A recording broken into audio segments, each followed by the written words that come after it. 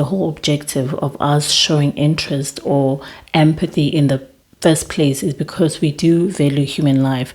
Now, if we don't necessarily show genuine compassion or empathy, what it does is it creates a narrative that there is them and there is us. It creates this mentality of division where a person is fighting a cause believing that they're doing the right thing at the cost of taking someone down, which is something that ought not to happen, because let's be honest, it's not necessarily helping someone.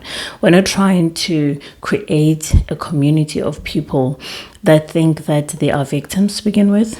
I promise you, if you have that kind of mentality, it's not going to work well for you.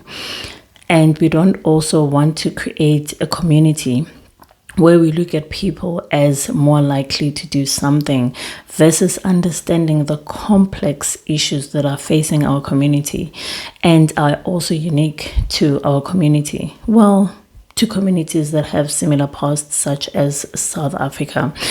I have been speaking about this for quite some time, and I want you to think about the fact that South Africa has a very violent history.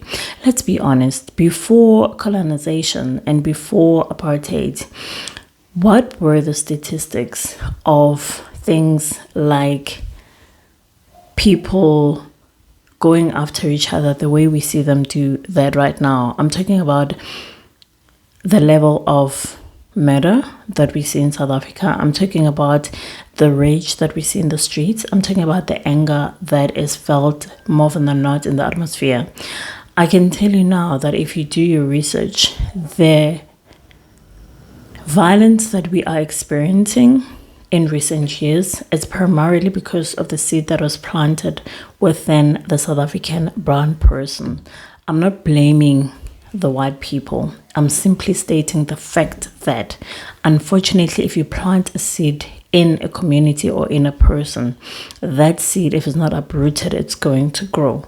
A whole lot of people want brown South Africans to quickly move on and not address the consequences of what the apartheid system did to the South African brown person, or the one who was excluded from the system, made to feel like they're less than. Even when we come to Christ Christians, we know that you've been told to just forget about it and just forgive. Yes, it is good. We need to forgive and we need to move on with our lives, but we also need to acknowledge how things have affected us so that we're able to recognize where we need to do the work.